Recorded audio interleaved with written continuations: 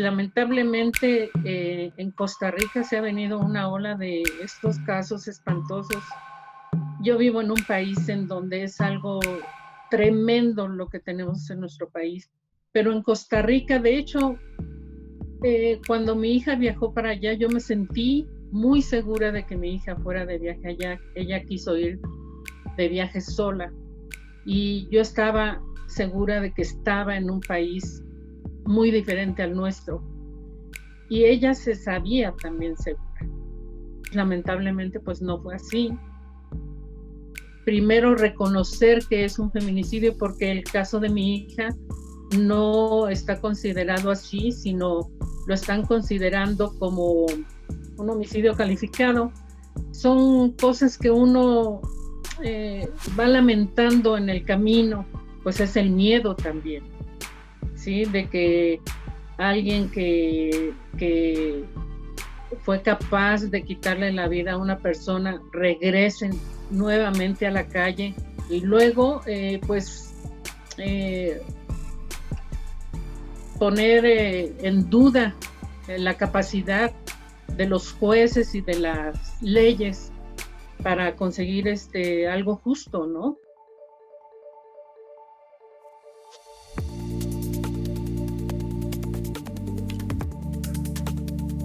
Según los datos más recientes del Observatorio de Violencia de Género contra las Mujeres y Acceso a la Justicia, entre 2010 y 2018, 93 mujeres murieron a manos de sus cónyuges o parejas de hecho. 68 de sus victimarios recibieron condena. En el mismo periodo, otras 153 mujeres fueron asesinadas por sus novios, exparejas o por desconocidos a raíz de un ataque sexual.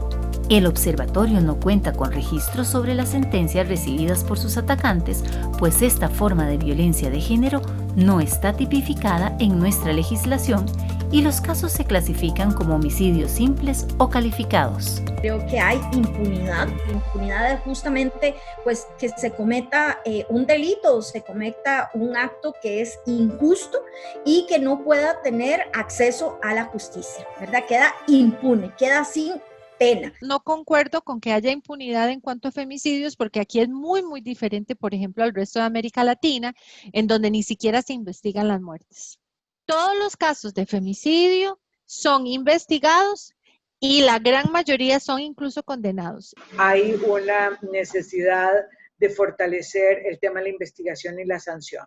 Eso es lo que le da credibilidad al sistema. Si la sanción es muy pequeñita, entonces la gente dice, ¿yo para qué voy a acudir a ese espacio? Y en la investigación lo que hemos encontrado es que es una investigación que no tiene una especificidad de género. La impunidad viene directamente también de los procesos de investigación que se puedan dar y de la formación que las personas que hagan esta investigación puedan tener. Si no logramos tener un personal que hace la investigación con esa sensibilidad de género, ni siquiera van a poder acceder a ciertos elementos claves para la investigación y poder entender por qué ocurrió la muerte.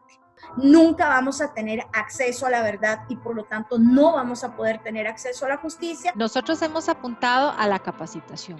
Tenemos programas específicos para transversalizar el enfoque de género.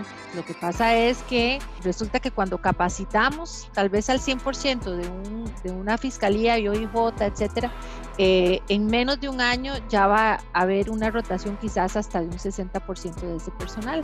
Y lo otro, hay que decirlo, también hay recursos muy limitados. Es muy difícil cubrir con sustituciones a, por ejemplo, jueces y juezas para que reciban las capacitaciones. Entonces, entre más lejanos están, es más difícil. Por ejemplo, un juez en Bribri tendríamos que sustituirlo 3 días para una capacitación de un día. Mientras se desplaza, recibe la capacitación y regresa. Entonces, todo esto se traduce en una inversión presupuestaria importante que a veces no la tenemos. Lamentable, muy lamentable. No quisiera ahondar en detalles porque el proceso aún no termina, pero pues aparentemente habiendo una duda, que es una prueba que ellos tenían en la mano, con eso daba pie a que no se pudiera sentenciar a esta persona. Entonces, pues a mi parecer, no conozco mucho las leyes, no soy juez, pero le dieron mayor peso a eso que a todas las otras cosas que tenían a detalle como para sentenciarlo. Para nosotros como familia, para mi esposo, para mí, para mi otra hija, pues muy lamentable. Lo otro es que la Secretaría está organizando una reunión con familias de víctimas de femicidio y que también nos digan cuáles son las fallas que están viendo dentro del sistema. Eso es un nudo crítico importantísimo y es tener muy claros cuáles son los abordajes de la familia mediante procesos de sensibilización del personal que tiene que contactarla, cómo decirle cuáles son sus derechos, cómo llevarla de la mano a lo largo del sistema. Entonces, esa es una queja que tenemos constantemente y en la que estamos trabajando. Cualquier muerte duele muchísimo, de cualquier familiar. El de los hijos duele muchísimo más, y más cuando pudo haber sido algo que se pudo haber evitado. Cuando la vida estuvo en manos de otra persona, que no fue una muerte natural, no fue un accidente, sino fue un agravio directo y con mucha saña, con mucha violencia. Cuando esto sucede, literal lo tiran a uno al piso. Y usted está perdida, no tienen conciencia, tiene un dolor profundo y no sabe uno qué está pasando. Hasta que ya se ve uno tirado en el piso y cuesta mucho trabajo levantarse de ese primer golpe. En apariencia se siente uno que aún cuando está uno tirado, le siguen a uno dando patadas. La prensa, la gente que juzga sin conocer el caso, es lamentable cómo la crítica de quién era la persona atacada, cómo se vestía, qué tendencias tenía, sea más importante que el caso mismo. Y al feminicida, pues no lo juzgan tanto. Y a lo que voy con esto es que en ese momento no puede uno tener conciencia de qué es lo que se tiene que hacer, cómo se tiene que hacer, sobre todo en nuestro caso, que es otro país, que tuvimos que ir por los restos de mi hija. Se levanta uno todo atarantado de esa caída y de ese golpe tan grande y no sabe uno a ciencia cierta qué es lo que se tiene que hacer. Entonces, en ese momento lo único que hicimos fue confiar en las leyes de allá de Costa Rica, en la gente que estuvo a cargo. No creo que hizo justicia. Como le digo, hay cosas que se omitieron, que no se tomaron en cuenta, que no le dieron el peso necesario como para mantener el caso abierto y revisarlo. Está en revisión nuevamente, espero que algo bueno suceda. Y bueno, lo que ellos ofrecen es que dicen que nuestros derechos es su compromiso. Entonces, creo que mis derechos no han sido cubiertos. ¿Dónde está la policía? Defendiendo la integridad de las compañeras técnicas. ¿Dónde está la policía?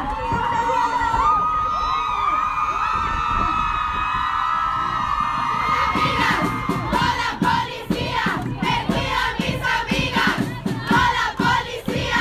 ¡Me cuidan mis amigas! Los estados son los principales responsables de garantizar los derechos humanos. Esto significa que, por ejemplo, el Estado de Costa Rica es el principal obligado a garantizar el derecho a vivir libres de violencia de las mujeres. Esto significa también que tiene que tomar acciones tanto para prevenir esa violencia, pero también para que en el caso de que se ejerza no quede impune. ¿Qué es lo que ocurre, por ejemplo, cuando un Estado no investiga cuando un Estado no cumple con procesos, digamos, que pueda garantizar el acceso a la justicia de esas víctimas, pues queda en la impunidad. Es violencia estatal. Y la gravedad de esa violencia estatal en contra de las mujeres es que también de alguna manera es lo que sostiene que siga ocurriendo una y otra vez el mismo tipo de violencia. Pues claramente también es un mensaje aleccionador para toda la sociedad y que además es aleccionador por género, porque a los hombres les dice: si usted comete femicidio, no se preocupe, porque ya sea o no va a tener pena o esa pena va a ser muy baja. Y a las mujeres, ¿qué es lo que nos dicen? Tenga mucho cuidado, no salga de su casa, no se involucre, no esto, no lo otro, porque si no la pueden matar, y además de que la pueden matar, no va a pasar nada.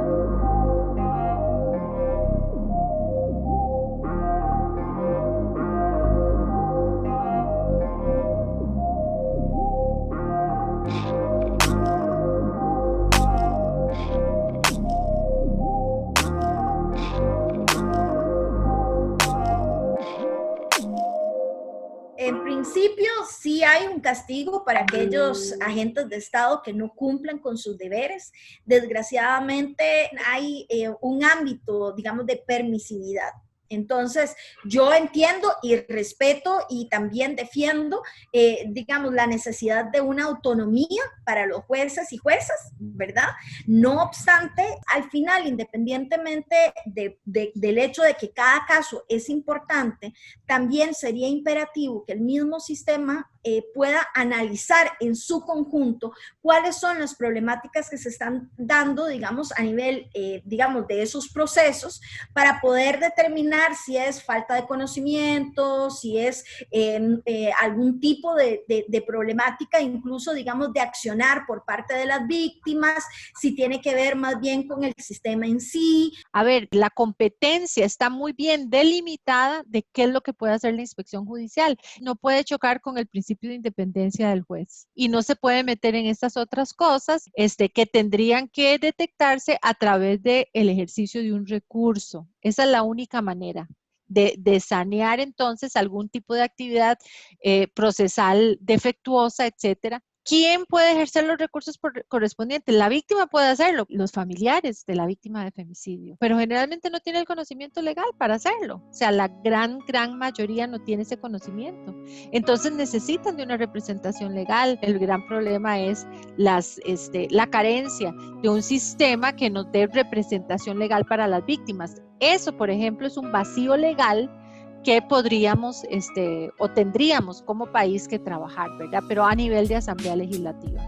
El país también tiene la obligación de cumplir con los tratados de derecho internacional que ha suscrito, tales como la Convención sobre la Eliminación de todas las formas de discriminación contra la mujer, CEDAW, y la Convención Belén do Pará, pero no lo hace. La legislación costarricense solo reconoce un tipo penal de femicidio y es aquel que ocurre en una relación de pareja. Por eso, los asesinatos perpetrados por novios, exparejas y extraños por razones de género no se consideran femicidios.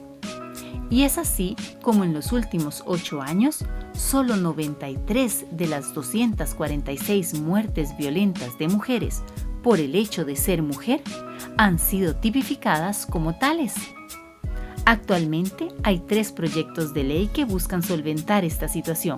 Esto es muy grave porque no cumple con la Convención de Belén do Pará. Las exparejas y otros, en efecto, deberían estar contempladas, de manera que hay 2 formas de hacerlo, ir generando, digamos, una interpretación que vaya más de acuerdo con Belén do Pará. Sin embargo, muchas veces en el derecho penal es muy restrictivo porque la naturaleza de los tipos penales no tiene la misma capacidad de interpretación que tienen otras disciplinas, y si no, habría que hacer lo que nosotras venimos recomendando desde hace mucho, que es incluir un tipo penal. ¿Esto qué implica? Bueno, implica, por ejemplo, casi la imposibilidad, porque en realidad en términos prácticos sí se podría hacer, pero la imposibilidad de poder tener datos acerca de cuáles son los tipos y también las cantidades de violencia ejercidas en contra de mujeres que llegan hasta la muerte. ¿Por qué? Porque justamente los datos se miden únicamente a partir de los tipos penales. Ciertamente hay una contabilidad un poco diferente que incluye los femicidios ampliados sobre la base de la Convención Belém do Pará, pero desgraciadamente no incluyen todos los que podrían ser, es decir, que el análisis realmente es limitado. Y el problema es que cuando no tenemos información, cuando no tenemos datos, es imposible atender ese problema, es imposible hacer política pública y por supuesto es imposible también asignar presupuesto. Simplemente es como si no existiera, que eso pasa con un montón de delitos que quedan siempre dentro del Código Penal porque no calzan en la ley de penalización y simplemente no les estamos llegando. Por ejemplo, todas las agresiones con armas, las lesiones levísimas, leves, graves y gravísimas, que son en todos estos ámbitos, que no es de pareja, pero que sí es violencia de género, nadie le puede decir a usted cuáles son las estadísticas. Hay que crear el tipo penal. Efectivamente, nada me va a regresar a mi hija, pero se siente, digamos, un poco de menos dolor teniendo justicia, porque no teniéndola, el dolor permanece como una herida abierta que no se cierra ni se cerrará nunca. Un estudio conducido por el Centro de Asuntos Internacionales de Barcelona concluyó que en América Latina la impunidad y la inequidad de género estructurales son las principales causas de perpetuación de la violencia de género extrema o femicidios, y que se debe priorizar su erradicación. De lo contrario, otros esfuerzos positivos realizados en esta línea podrían verse neutralizados. Si tuviéramos las leyes perfectas, todas bien diseñadas, exactamente como las necesitáramos, eso no bastaría. El mayor obstáculo que se tiene son los patrones culturales de las personas que operan el sistema. Y habla entonces de policía, de fiscalías, defensorías de víctimas y judicatura, o sea, de todos los diferentes eslabones del sistema de administración de justicia están permeados por esos roles socioculturales. El Poder Judicial, de alguna manera, lo que viene es a reflejar nuestra sociedad, que es una sociedad sexista, misógina, discriminatoria en todos los sentidos, ¿verdad? Y lo hemos visto, incluso si investigamos los casos de hostigamiento sexual laboral en el Poder Judicial y eventualmente también lo que yo llamo matemáticas de género, ¿verdad? Es que incluso a nivel de la pirámide, digamos, de jerarquía del Poder Judicial, son más las mujeres que están en el Poder Judicial, pero son las que están en la base. Conforme van subiendo, hay menos mujeres, ¿verdad? Hay una desproporción en las relaciones de poder y hay una política de género, pero no sirve de nada porque no lo implementan. Esto es solo un ejemplo para poder, digamos, entender por qué el Poder Judicial no está actuando como debería, incluso a nivel, digamos, internacional de derechos humanos, ¿verdad? No podemos hablar de femicidio de manera aislada del resto de violencias, ¿verdad? Que incluye justamente, por ejemplo, la discriminación. Cuando matan a una mujer, todo el mundo se rasga las vestiduras y es así como, ¿y cómo pasó esto? ¿Y por qué? ¿Y qué es lo que están haciendo? Pero cuando le pegan a una mujer o cuando la tocan en la calle, la manosean toda en la calle o le dicen las vulgaridades, eso entonces no es tan importante, ¿verdad? Ahí es donde empieza todo este tipo de violencia que luego se termina en un femicidio. La violencia no es solo la intrafamiliar y no solo esa se da por ser mujeres, sino que estas otras en los espacios públicos también se da. Usted es un maldito viejo, ¿verdad? Sí, masturbándose frente de ellas, ¿ah? Yo ya me lo decís, once, así que usted aquí no se mueve, ¿ah? ¡Cerdo! ¿Ah? Esas son unas muchachitas. Usted no tiene madre o hijas, ¿ah? ¡Auxilio! ¡Venga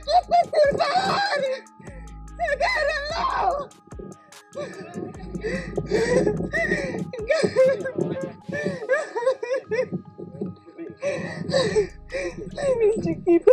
Yo no me quería mover porque yo no lo vi. Yo no lo vi. Yo tengo miedo que... Tenemos que hilar muy bien sobre las otras violencias que se ejercen sobre las mujeres y que el Poder Judicial no ha podido atender de una manera efectiva para poder de alguna manera ir previniendo esas violencias y por lo tanto la última consecuencia que sería el femicidio. Siempre vamos a tener una necesidad de mejorar. Cada muerte de una mujer es una falla del sistema, de todo el sistema, de las instituciones, de todo el entramado institucional, incluyendo los formadores de cultura, como el MEP, por ejemplo, el Ministerio de Educación Pública. ¿Qué estamos haciendo con nuestros niños, niñas y adolescentes para que no cosifiquen a las mujeres? Entonces, es un proceso. Desgraciadamente, el femicidio es cuando ya todo lo anterior falló. Entonces, para evitar esos femicidios hay que irse a esa cadena. Y algo importantísimo son, por ejemplo, cómo estamos trabajando las tentativas de femicidio. ¿Qué pasa con las mujeres que trataron de matar y no lograron matarlas y quedaron con un shock, quedaron con un síndrome de estrés postraumático, muchas desfiguradas, las caras por las lesiones que recibieron o sus cuerpos mutilados? Desde el 2010 hasta junio de 2018, 619 denuncias por delito de tentativa de femicidio fueron interpuestas ante el Ministerio Público. Esta cifra supera casi 12 veces el número de femicidios consumados en el mismo periodo. No obstante, solo 213 casos fueron resueltos en los tribunales y apenas 100 obtuvieron una sentencia condenatoria.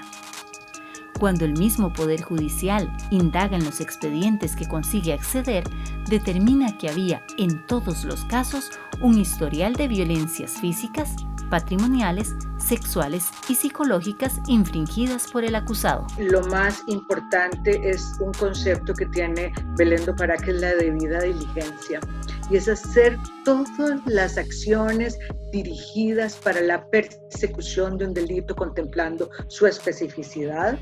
No hay delito pequeñito ni delito grande, son delitos. También es muy importante las medidas precautorias y las medidas de protección. Y el hecho de la celeridad también es un tema de la vigencia y de la credibilidad del sistema para que, llegado el procedimiento, pueda entenderse una investigación que resulte una sanción para poder, digamos, decir que el sistema penal responde a las mujeres. Muy importante mencionar que en la región las altas tasas de desistimiento de los casos de violencia contra las mujeres son un tema que ha llamado la atención y sobre las cuales se ha trabajado bastante para que los casos no se queden en el camino, para que los casos se trabajen de la manera en la cual puedan obtener un resultado. Acceso a la justicia no es el derecho a denunciar o el que inicie una investigación, es el derecho a tener un resultado. Esta lamentable situación del homicidio de mi hija allá en Costa Rica me ha traído a una situación de estar cerca de padres que han perdido a sus hijas por la misma situación, por femicidio, de familias, de hijos que han quedado huérfanos porque sus madres las mataron. Hay un grupo que está liderado por el señor Oscar Morera, que es padre de Eva, que se llama Familias Víctimas de Feminicidio. Se han acercado a mí organizaciones de jóvenes muy valientes que están levantando la voz.